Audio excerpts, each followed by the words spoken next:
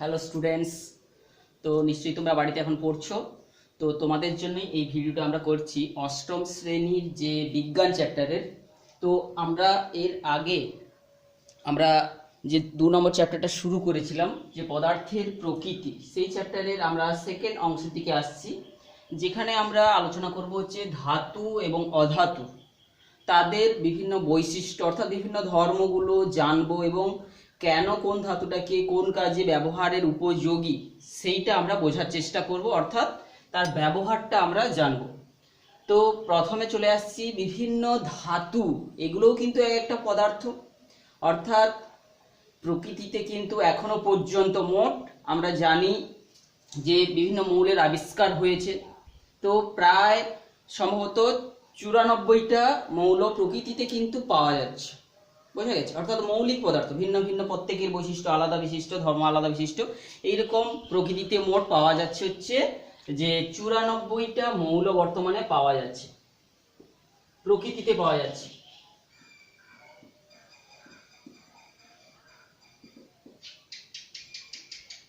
এই যে যতগুলো মৌলিক পদার্থ পাওয়া যাচ্ছে, এদের মধ্যে আমরা দেখি বেশিরভাগ ক্ষেত্রে এগুলো ধাতু, অর্থাৎ প্রায় 70টা রয়েছে ধাতু, আর বাকিগুলো অধাতু। অর্থাৎ বাকিগুলো অধাতুও কিছু রয়েছে, আর কিছুগুলো রয়েছে ধাতু কল্প। তো এইরকম ভাবে ধাতু কল্প কাকে বলে? যাদের ধাতুর গুণও রয়েছে এবং অধাতুর গুণ রয়েছে তাদেরকে বলা হচ্ছে ধাতু কল্প। যেমন কি arsenic, antimony, bismuth, antimony, arsenic, bismuth, এইগুলো হচ্ছে ধাতু কল্পের উদাহরণ, যাদের ধাতব গুণটাও রয়েছে আবার অধাতব গুণটাও রয়েছে। তো অধাতু, ধাতু, এদের বিভিন্ন যদি বৈশিষ্ট্যগুলো আমরা জানতে পারি বা তাদের ধর্মগুলো যদি জানতে পারি, তবে তাদেরকে আমরা সঠিকভাবে ব্যবহার করতে পারব। তো নিশ্চয়ই বিভিন্ন প্রকার ধাতব পদার্থ সম্পর্কে তোমাদের নিশ্চয়ই আইডিয়া রয়েছে। তো আমাদের সমাজে বা আমাদের ঘরে, পরিবারে বা বিভিন্ন জায়গায় আমরা বিভিন্ন ধাতব পদার্থের কিন্তু ব্যবহারটা দেখে থাকি। বিশেষ করে যে আমরা যদি দেখি একটা লোহার কোদাল, তাহলে এটা লোহার তৈরি। আবার বাড়িতে আমাদের রান্না করার কাজে যেটা ব্যবহার করা হয়, বঁটি কিংবা হচ্ছে কি যে কাটারি কিংবা লোহার গ্রিল, এইগুলো আমরা দেখে থাকি।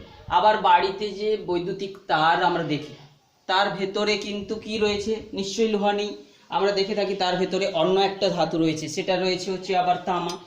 আবার যদি আমরা দেখি বিভিন্ন গাড়ির ভেতরেও ব্যাটারি থাকে, দেখি মোটর সাইকেলের ভেতরে ছোট ব্যাটারি থাকে, ওই ব্যাটারির ভেতরে কি থাকে?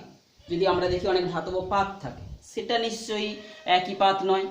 কিংবা হচ্ছে কি যে আমাদের যে গহনা হিসেবে ব্যবহার করা হয়, মেয়েরা ব্যবহার করে বিশেষ করে, তো তাদের গলার নেকলেস কিংবা কানের দুল, এই সমস্ত পদার্থগুলো আমরা দেখেছি, সেগুলো নিশ্চয়ই আবার লোহা বা তামা নয়, সেইগুলো হচ্ছে কিন্তু আবার সোনা। আবার রূপা রয়েছে, গহনা হিসেবে ব্যবহৃত হচ্ছে, নিশ্চয়ই তার কিছু বৈশিষ্ট্য আছে যার জন্য তাকে এগুলো গহনা হিসেবে ব্যবহার করা হচ্ছে।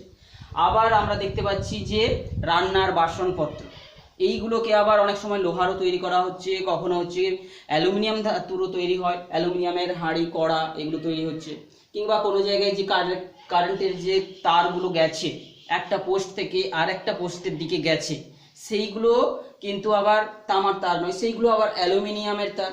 তো এই রকম বিভিন্ন কতগুলো আমরা পরিবেশে যে বা প্রকৃতিতে বা সমাজে ব্যবহৃত হচ্ছে কীরকম কতগুলো ধাতুর নাম আমরা বলতে পারি, যে এদের ব্যবহারগুলো আলাদা আলাদাভাবে করা হচ্ছে, সব কিন্তু একই ধাতু নয়, অর্থাৎ নিশ্চয়ই তাদের কিছু বৈশিষ্ট্য রয়েছে। তো আমাদের আজকের ক্লাসে ওই ধাতু এবং অধাতুগুলোর কতগুলো বৈশিষ্ট্য আমরা জানবো। বৈশিষ্ট্য বলতে কি? তার যে ধর্ম, যেইগুলো তার নিজস্বতা রয়েছে, তো সেই ধর্মগুলো আমরা ধর্ম সাধারণত 2 প্রকারের হয়ে থাকে আমরা জানি, ভৌত ধর্ম আর রাসায়নিক ধর্ম। তো আমাদের ক্লাসে আজকের যে পদার্থ, বিভিন্ন ধাতব পদার্থ যে কতগুলো ধর্ম আমরা যাচাই করব, বিশেষ করে ভৌত ধর্মগুলো, অর্থাৎ আমাদের যে ইন্দ্রিয় গ্রাহ্য যে বিভিন্ন ধর্মগুলো আমরা জানার চেষ্টা করব, অর্থাৎ তাদের যে প্রকৃতিগুলো আমরা যেটা সহজে বুঝতে পারবো, যার সাহায্যে কিন্তু ওই পদার্থটার ভেতরের গঠন কিংবা কোনো বিক্রিয়া করার প্রবণতা এগুলো আমরা জানতে পারবো না, কিন্তু তার বাহ্যিক কিছু যে বৈশিষ্ট্য আমরা জানতে পারবো। তো আমরা সেইটার জন্য বিভিন্ন ধাতব বা অধাতব পদার্থগুলোর সেই বৈশিষ্ট্যগুলো, বিশেষ করে ধাতব ধর্মগুলো জানার জন্য আমরা পরীক্ষা নিরীক্ষার মধ্য দিয়ে কিন্তু এগিয়ে যাব। এবং সেই জন্য আমরা কি করব, আমরা যেই সমস্ত ধাতব বা অধাতব পদার্থগুলোকে আমরা জোগাড় করতে পারবো সহজে, সেইগুলো নিয়েই কিন্তু আমরা পরীক্ষাটা করব। তো আমাদের বইতে পরপর পরীক্ষাগুলো সিস্টেম অ্যারেঞ্জ করা রয়েছে। আমাদের এই ধাতুগুলো বিভিন্ন যে পদার্থগুলো যেগুলো জোগাড় করবো, কতগুলো ধাতু হিসাবে আমরা জোগাড় করতে পারি। যেমন কি লোহা আমরা সহজে জোগাড় করতে পারবো, লোহার যে পুরনো লোহা হলেও চলবে, লোহার কোনো টুকরো, কিংবা তামাকে আমরা জোগাড় করতে পারবো, কিংবা অ্যালুমিনিয়ামকে জোগাড় করতে পারবো। আর আমরা হচ্ছে কি সোনা রূপাটার তো দামি রয়েছে, আমরা এটাকে পারতে পারি। আর কি যে অধাতু হিসাবে আমরা কতগুলোকে জোগাড় করতে পারি, অধাতব পদার্থ, অধাতুগুলোকে কতগুলো জোগাড় করতে পারি। যেমন কি ধরো কার্বন দণ্ড, কার্বনটা আমরা কোথায় পাবো, কার্বন দণ্ডটা, কার্বনটা দণ্ডের আকারে থাকছে। তোমরা যদি ব্যাটারির ভিতরে খেয়াল করো, ব্যাটারির ভিতরে একটা কালো দণ্ড থাকছে, সেটাকে বলা হচ্ছে কার্বন দণ্ড। কিংবা সালফার ব্যবহার করতে পারি, সালফারগুলো আমরা সাধারণত বিভিন্ন জায়গায় ব্যাটারির যে তারের কানেকশানের জায়গায় একটা হালকা যে হলুদ রঙের একটা পদার্থের জমা হতে থাকে, সেটাই কিন্তু প্রকৃতপক্ষে সালফার। তো এইরকম কয়েকটা অধাতু ধাতু এইগুলো নিয়ে আমরা একের পর এক পরীক্ষাগুলো করব, এবং যার সাহায্যে তাদের কিছু ভৌত বৈশিষ্ট্যগুলো আমরা জানবো, তুলনা করব যে তাদের মধ্যে, তাদের সঙ্গে ধাতু অধাতুগুলোর যে কি বৈশিষ্ট্যগুলো রয়েছে। প্রথমে আমরা একটা ধর্ম, যে কিছু ভৌত যে ধর্মগুলো তুলনা করতে যাচ্ছি, তার মধ্যে একটা ধর্ম আমরা ধরো তুলনা করতে যাচ্ছি যে উজ্জ্বলতা বা ঔজ্জ্বল্যতা। অর্থাৎ যে পদার্থটাকে নিয়েছি তার উজ্জ্বলতাগুলোকে আমরা আলোচনা করব, যে দেখার চেষ্টা করব, পরীক্ষা নিরীক্ষা করব। তাহলে তার জন্য আমরা কি করব, প্রথম উজ্জ্বলতাটা বা হচ্ছে কি ব্রাইটনেস বা লাস্ট্রি, এই ধর্মটাকে তুলনা করার জন্য আমরা তাদেরকে ধরো প্রথমে সিরিজ কাগজ নিয়ে আসবো। এই ধাতু অধাতুগুলোর সঙ্গে সঙ্গে প্রয়োজনীয় পদার্থ হিসাবে আমরা ধরো সিরিজ কাগজ নিয়ে এলাম। সেইগুলোকে নিয়ে প্রত্যেকটাকে ভালো করে ঘষে ঘষে পালিশ করার পর তাকে যদি রোদে ধরা হয়, অর্থাৎ প্রথমে সিরিজ কাগজ দিয়ে ঘষলাম, ঘষে তাদেরকে যদি রৌদ্রে ধরা হয়, দেখা যাবে যে কোনগুলো চকচক করছে। তাহলে দেখবো যে ধাতুগুলো কিন্তু সবগুলোর ক্ষেত্রে কিন্তু এই উজ্জ্বলতাটা বা লাস্ট্রি যে দুটিটা কিন্তু রয়েছে। দ্বিতীয় আর একটা ধর্ম যেটা আলোচনা করব সেটা হচ্ছে কি যে কাঠিন্য, কাঠিন্য অর্থাৎ কোন পদার্থগুলোর কঠিন ভাবটা কতটা, অর্থাৎ বিভিন্ন ধাতুগুলোর কাজে কিংবা অধাতুগুলোর মধ্যে যে কাঠিন্য অর্থাৎ শক্ত, কোনগুলো বেশি শক্ত, সেইটা আমরা জানার জন্য আমরা ঠিক একই রকম ভাবে আমরা প্রয়োজনীয় যে উপকরণগুলো, এই উপকরণগুলো সেই ধাতু আর অধাতুগুলো সবসময় থাকছে। আর তার সঙ্গে আমরা কি করব, এই কাঠিন্য প্রয়োগ করার যে যাচাই করার জন্য আমরা ধরো ছুরি আনলাম, যে ধাতব লোহার ছুরি, এইটা আনলাম। এখন এই ছুরিটাকে দিয়ে যদি আমরা প্রত্যেকটা পদার্থগুলোকে, এই যতগুলো পদার্থ ধাতু আর অধাতুর মধ্যে যতগুলো পদার্থ রয়েছে সবগুলোকে যদি যে জোর করে ঘষে কাটার চেষ্টা করি, আমরা কোনগুলোকে সহজে কেটে ফেলতে পারবো। লোহার ছুরি দিয়ে কি লোহাকে কাটতে সহজ হবে না, তামাকেও কষ্ট হবে, অ্যালুমিনিয়ামকেও কষ্ট হবে। কিন্তু আমরা যদি দেখি সালফার কিংবা কার্বন দণ্ড, এদেরকে কিন্তু সহজে কেটে দেওয়া যাচ্ছে, অর্থাৎ এদের কাঠিন্যটা কম, অর্থাৎ ধাতুগুলোর কাঠিন্যতাটা তুলনামূলকভাবে বেশি। কিন্তু তাদের মধ্যে আবার লোহার আরও সবচেয়ে বেশি। তো এইরকমভাবে আমরা দেখতে পাবো সমস্ত ধাতুগুলোরও আবার কাঠিন্যতা সমান নয়। তো এইরকমভাবে কিন্তু আমরা ধাতু অধাতুগুলোর কাঠিন্যতাটা আমরা তুলনা করতে পারি। তো এরপরে আমরা আরেকটা ধর্ম আলোচনা করব, যেটা কিন্তু এইখানে আমাদের কতগুলো পড়ার মধ্যে মধ্যে আমাদের কতগুলো প্রশ্ন পেয়ে যাব। যেমন কি এই যে আমরা প্রথমে ঔজ্জ্বলতাটা আলোচনা করলাম, তাহলে ধাতুগুলোর সব ঔজ্জ্বলতাটা রয়েছে, আর অধাতুগুলোর কিন্তু ঔজ্জ্বলতাটা নেই বেশিরভাগ ক্ষেত্রে। তবে একটা ব্যতিক্রম রয়েছে কি, যে আয়োডিন। এইখানে একটা প্রশ্ন আমাদের আসে ঔজ্জ্বলতা থেকে, যে আয়োডিন একটা অধাতু, আয়োডিন যার সংকেত আই, এটা অধাতু হলেও এ কঠিন অবস্থায় এর যে ঔজ্জ্বলতা রয়েছে, নীল বর্ণের এর ঔজ্জ্বলতা রয়েছে, নীল বর্ণ, তাহলে কঠিন অবস্থায়।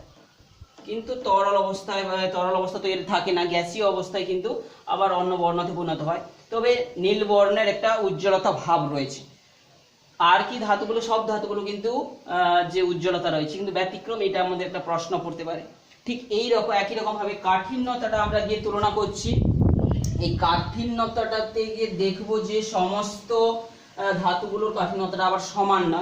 তো এইখানে আমাদের একটা প্রশ্ন থাকবে, ব্রোমিন একটা তরল হলেও ও কিন্তু তরল যে অধাতু, একটা তরল অধাতু, সবগুলো আবার সমান নয়, যে কেউ কঠিন, কেউ তরল, কেউ গ্যাসীয়। তো আমাদের এখানে একটা পরীক্ষা করে আমাদের একটা এখানে কয়েকটা প্রশ্ন এখান থেকে আমাদের আসে, যে একটা তরল ধাতুর নাম লেখো, তরল ধাতু। তো এই কাঠিন্য অংশে আমাদের দুটো প্রশ্ন থাকবে। তরল ধাতু নিশ্চয়ই আমরা জানি যে পারদকে বলা হচ্ছে। আবার তরল অধাতু আর একটা প্রশ্ন আসছে, তরল অধাতু। তরল অধাতু অর্থাৎ এই কাঠিন্য আলোচনার মধ্যে বইতে প্রশ্ন দুটো পাবে তোমরা। তরল অধাতু আমরা জানি লাল বর্ণের গাঢ় তরল দ্রবণ হচ্ছে কি ব্রোমিন, এটা হচ্ছে একটা তরল অধাতু। তো এই রকম কাঠিন্য অংশের মধ্যে আমরা আর বেশিরভাগ যে অধাতু হিসাবে আমরা এই দুটো পরীক্ষা করছি, কিন্তু আরো অনেক অধাতু আছে, যেমন কি অক্সিজেন, বিভিন্ন যে গ্যাসগুলো নাইট্রোজেন, হাইড্রোজেন, এরা কিন্তু আবার গ্যাসীয় পদার্থ। তাহলে কতগুলো গ্যাসীয় অধাতু হচ্ছে, যেমন নাইট্রোজেন, হাইড্রোজেন, অক্সিজেন, এগুলো আবার তরল অধাতু। অর্থাৎ আমরা যে ধাতু অধাতুর ভাগটা করছি তাদের মধ্যে আবার সেই যে পদার্থগুলো তো আবার কঠিন, তরল, গ্যাসীয় বিভিন্ন প্রকারের হতে পারে। তো সেইগুলো থেকেও কিছু কিছু প্রশ্ন আমাদের পড়ে, যে অর্থাৎ আমরা যে পদার্থটাকে ভাগ করেছি, পদার্থকে যে ভাগ করেছি সেটা কিন্তু আমরা ভৌত অবস্থার উপর ভিত্তি করে কঠিন, তরল, গ্যাসীয়, ভৌত অবস্থার উপর ভিত্তি করে কঠিন, তরল আর গ্যাসীয়। ঠিক এইরকম আরো দুটো থাকতে পারে, সেগুলো আমাদের অতটা, বেশিরভাগ ক্ষেত্রে এই তিনটা অবস্থায় থাকে। আবার এই পদার্থগুলোই তো আবার ধাতু আর অধাতু দুটো ভাগে ভাগ করতে পারে, ধাতু অধাতু আর ধাতু গল্প, অর্থাৎ ধাতু অধাতু আর ধাতু গল্প। অর্থাৎ এই পদার্থগুলোকে আবার যখন আমরা আমাদের দৃষ্টিভঙ্গি চেঞ্জ করছি তখন আবার আলাদা ভাগে ভাগ হয়ে যাচ্ছে।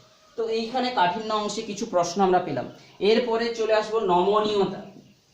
এইরকম আর একটা ধর্ম যেটা আমরা আলোচনা করার চেষ্টা করব, যে জানার চেষ্টা করব ধাতু এবং অধাতুগুলোর যে নমনীয়তা, অর্থাৎ কাকে কতটা সহজে বাঁকানো যায় বা পাতলা করা যায়, চ্যাপ্টা করা যায়, তাকে সহজে নমনীয় করা যাবে, অর্থাৎ বাঁকানো যাবে, তাকে আকার চেঞ্জ করা যাবে, সেইটাকে বলা হচ্ছে নমনীয়তা বা মেলিয়াবিলিটি।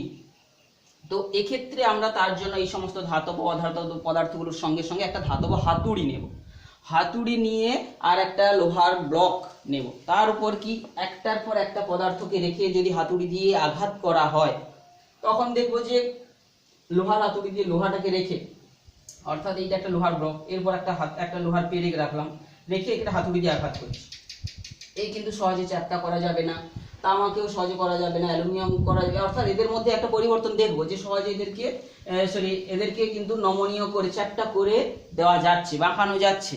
কিন্তু কার্বন, সালফার, এই যে পদার্থগুলোকে নিয়ে যদি হাতুড়ি দিয়ে আঘাত করি, সে কিন্তু সহজে গুঁড়ো হয়ে চলে যাচ্ছে। তাহলে ওই সমস্ত যে পদার্থ অর্থাৎ অধাতুগুলো, এরা কিন্তু নমনীয় নয়, অর্থাৎ এরা অনমনীয় পদার্থ। এদেরকে ধাক্কা করলে এরা সহজে বেঁকে যাবে না, কিন্তু এরা ভেঙে চুরমার হয়ে যাবে। তাহলে এই যে অধাতুগুলো কিন্তু অনমনীয় প্রকৃতির হয়ে থাকে, তাহলে আর ধাতুগুলো বিশেষ করে নমনীয় হয়। তো এই ক্ষেত্রে আমরা কিছু কিছু ধাতু জানবো। এখানে প্রশ্ন হিসাবে আমরা জানবো যে কোন ধাতুর নমনীয়তা সবচেয়ে বেশি হয়। আমরা জানি যে রূপা, সোনা, এগুলোর নমনীয়তা সবচেয়ে বেশি। সোনা, রূপা, এদের যে নমনীয়তা সবচেয়ে বেশি, সোনার নমনীয়তাটা খুব বেশি, আমরা এদেরকে জানবো, তাই এদেরকে আমাদেরকে সহজে কাজ করার ক্ষেত্রে এদের সুবিধা হয়। এরপরে চলে আসবো আর একটা ধর্ম, যে প্রসারণশীলতা। প্রসারণশীলতা, প্রসারণশীলতা অর্থাৎ কাকে প্রসারিত করা যাবে সবচেয়ে বেশি, অর্থাৎ টেনে লম্বা করা যাবে। কোন পদার্থগুলোকে, ধাতব পদার্থগুলোকে না অধাতব পদার্থগুলোকে সবচেয়ে বেশি টেনে লম্বা করা যাবে, প্রসারিত করা যাবে। আমরা যদি দেখি সবচেয়ে বেশি প্রসারিত করা যায় এই যে নমনীয়তা গুণটা যার বেশি থাকছে সোনার ক্ষেত্রে, সোনারও কিন্তু প্রসারণশীলতা তুলনামূলক সবচেয়ে বেশি সোনা। সেই জন্যই তো সোনাকে আমরা গহনা তৈরির কাজে ব্যবহার করা হয়ে থাকে। তো এখানে আমরা যদি 1 গ্রাম সোনা নিয়ে, একটা বইতে আমাদের তথ্য দেওয়া আছে, 1 গ্রাম সোনাকে নিয়ে যদি আমরা প্রসারিত করি প্রায় 2 কিলোমিটার পর্যন্ত আমরা লম্বা করতে পারি। 1 গ্রাম সোনাকে, 1 গ্রাম সোনা কিন্তু প্রায় 2 কিলোমিটার পর্যন্ত যে একে আমি প্রসারিত করে দিতে পারি। বুঝতে পারা যাচ্ছে কতটা সূক্ষ্মভাবে একে কাজ করা যায়। তো এই গুণগুলো জানা থাকছে নিশ্চয়ই, তাহলে কোনো কিছু গহনা তৈরির সময় এই গুণটা যেহেতু থাকছে সোনার, তো এটাকে গহনা তৈরির কাজে ব্যবহার করতে হবে। ঠিক একই রকম ভাবে রূপারও নিশ্চয়ই এই প্রসারণশীলতাটা একটু বেশি আছে। তো এই রকম ভাবে আমরা প্রসারণশীলতাটা জানলাম। এরপরে আর একটা যে ধর্ম আমরা আলোচনাতে যাচ্ছি সেটা হচ্ছে কি, যে তাপ পরিবাহিতা, তাপ পরিবহন করার ক্ষমতা। তাপ পরিবাহিতা অর্থাৎ তাপকে পরিবহন করার ক্ষমতা কাদের বেশি, ধাতুগুলোর বেশি না অধাতুগুলোর বেশি? তো এইটা করার জন্য আমাদের একটা ছোট্ট পরীক্ষা বইতে অ্যারেঞ্জ করা রয়েছে। সেখানে কি করা হচ্ছে, একটা ধাতব ধরো অ্যালুমিনিয়ামের তার বার নেওয়া হয়েছে, শক্ত ধাতব দণ্ড, তাকে এক সাইডে ক্ল্যাম্প করে রাখা আছে এবং নিচে একটা বুনসেন বার্নারের সাহায্যে তাকে গরম করা হচ্ছে। তার আগে কিন্তু কি করা হয়েছে, এখানে একটা মোমের সাহায্যে একটা পিন দিয়ে মোমকে আটকে রাখা হচ্ছে, একটা মোমের টুকরোকে পিন দিয়ে আটকে রাখা হচ্ছে। তো সরি, এখানে আটকে রাখা হচ্ছে, আর গরমটা করা হচ্ছে এই জায়গায়, এই জায়গায় হচ্ছে বুনসেন বার্নার দিয়ে গরম করা হচ্ছে। তো দেখা যাবে যে এইখান থেকে এইটা কিছুক্ষণ পরে গরম করতে থাকলে কিছুক্ষণ পরে এই পিনটা খসে পড়বে, কারণ মোমটা গরম, এই যেমন তাপটা এর মধ্যে দিয়ে সঞ্চালিত হয়ে যাবে, গিয়ে মোমটাকে কি করবে, গলিয়ে দেবে। মোমটা গলিয়ে দিলে কি হবে, কিন্তু পিনটা খসে পড়বে। অর্থাৎ এটাকে আমরা অ্যালুমিনিয়ামের পাদ নিয়ে একবার পরীক্ষা করব, তারপরে ভিন্ন ভিন্ন পদার্থগুলোর পাদ নিয়ে মানে পরীক্ষা করব, দেখা যাবে যে সবার মধ্য দিয়ে কিন্তু তাপ যাচ্ছে ধাতুগুলোর ক্ষেত্রে বিশেষ করে, এবং কিছুক্ষণ পরে তাই এই যে পেরেকটা খসে পড়ছে। তো এদের মধ্যে আবার আমরা একটা গুণ জানবো যে সবার মধ্যে কিন্তু সমান দ্রুততায় আবার তাপ যায় না। সবচেয়ে বেশি দ্রুত হয় অ্যালুমিনিয়াম তাপে, সরি, তামার মধ্য দিয়ে চলে যাবে, তারপরে অ্যালুমিনিয়াম। অর্থাৎ সবার ক্ষেত্রে তাপ সমানভাবে আবার যায় না, তবে তাপটা যায়, তাপ পরিবহন করার ক্ষমতা ধাতুগুলোর সবারই রয়েছে। তো এখানে একটা প্রশ্ন, সমস্ত কিছু অধাতুরও কি তাপ পরিবহন করার ক্ষমতা কারণ নেই? আছে। এই যে তাপ পরিবাহিতার সবচেয়ে বেশি কিন্তু হীরকের, হীরক অধাতু হলেও কিন্তু তার তাপ পরিবহন করার ক্ষমতা সবচেয়ে বেশি। কিংবা গ্রাফাইট, যে হীরকের আরেকটা রূপভেদ, বা সরি কার্বনের একটা রূপভেদ গুলো, গ্রাফাইটেরও কিন্তু তাপ পরিবহন করার ক্ষমতা রয়েছে অধাতুগুলোর মধ্যে। অর্থাৎ এখানে আমাদের কয়েকটা প্রশ্ন যে ব্যতিক্রম থেকে সাধারণত প্রশ্নগুলো পড়বে, যে কোন কোন অধাতুর নাম লেখো, কোন দুটো অধাতুর নাম লেখো যারা তাপ পরিবহন করতে পারে। আর সবচেয়ে বেশি তাপ পরিবহন করতে পারে কিন্তু এই হচ্ছে হীরক, হীরকের তাপ পরিবহন করার ক্ষমতা সবচেয়ে বেশি। কারণ এই যে অ্যালুমিনিয়াম, লোহা, সোনা এগুলো সবার থেকেও কিন্তু বেশি। তো এরপরে আমরা তো ধাতুগুলোর যে তাপ পরিবহন করার ক্ষমতা জানার জন্য এরকম একটা সিস্টেম করলাম। অধাতুগুলোর বা তাপ পরিবহন করার ক্ষমতা আমরা তুলনা কিভাবে করব, তো সেখানে সিস্টেমটাকে একটু আমরা অন্যরকম করব। সেখানে একটা তার জালির উপর, একটা তার জালি, 3 স্ট্যান্ডের তার জালির উপর কি করব আমরা, এখানে একটা বার্নার জ্বালিয়ে এই তার জালির উপর দুটো পাত্র বসাবো। সেই পাত্রের মধ্যে, আমাদের পাত্রের মধ্যে কি থাকবে, যে মোমের টুকরো থাকবে, মোমের চূর্ণ থাকবে, নিচে মোম চূর্ণ থাকবে, আর উপরে ধরো এখানে হচ্ছে গুঁড়ো করা, যে ধরো অ্যালুমিনিয়াম গুঁড়ো করা হচ্ছে ধরো সালফার চূর্ণ থাকলো, এরপরে গুঁড়ো করা ধরো হচ্ছে কি যে কার্বনের চূর্ণ থাকলো। তাহলে এদেরকে এবারে তাপ উৎপন্ন করে দেখো যে কে সহজে গলে যাচ্ছে। অর্থাৎ সরি, নিচে থাকবে সালফার, উপরে থাকবে মোম, নিচে থাকবে কার্বন, উপরে থাকবে মোম, বোঝা গেছে? অর্থাৎ আমাদের যে এটা পাত্রগুলো থাকবে, সেই পাত্রটার নিচের দিকে মোম থাকবে আর উপরে থাকবে সেই যে চূর্ণ করা হচ্ছে যে অধাতুগুলো। দেখা যাবে যে কার ক্ষেত্রে কত সহজে দ্রুত গলে যাচ্ছে, সেইটা কম্পেয়ার করে কিন্তু আমরা অধাতুগুলোর যে তাপ পরিবাহিতাটা আমরা তুলনা করতে পারবো। তো এইরকম ভাবে আমরা তাপ পরিবাহিতা ধর্মটা আলোচনা করলাম, এখানে নিশ্চয়ই তোমরা বুঝে যাবে। আর এই যে তাপ পরিবহন করার ক্ষমতা জানলাম, বিভিন্ন ভিন্ন অধাতুগুলোকে, যেমন সালফার, কার্বন, এদেরকে যদি বায়ুতে পোড়ানো হয় একটা গ্যাস উৎপন্ন করে, সালফার ডাই অক্সাইড গ্যাস। কিংবা হচ্ছে এটা পোড়া বারুদের গন্ধযুক্ত gas, carbon die oxide gas, এরকম বিভিন্ন গ্যাস এরা তৈরি করে ফেলে। তো অধাতুগুলোকে কিন্তু যে তাপ পরিবহন করার ক্ষমতা নেই, কিন্তু এদেরকে পুড়িয়ে ফেললে অতিরিক্ত তাপে কিন্তু এরা একটা গ্যাস হয়ে এখান থেকে বেরিয়ে যাবে। তো এইটা গেল হচ্ছে আমাদের তাপ পরিবাহিতাটা। এরপরে আরো একটা ধর্ম যেটা আলোচনাতে যাব সেটা হচ্ছে কি, যে তড়িৎ পরিবাহিতা, তড়িৎ পরিবহন করার ক্ষমতা, তড়িৎ পরিবাহিতা। অর্থাৎ এই যে ধাতু এবং অধাতুগুলো, এদের মধ্যে কে বেশি তড়িৎ পরিবহন করতে পারে।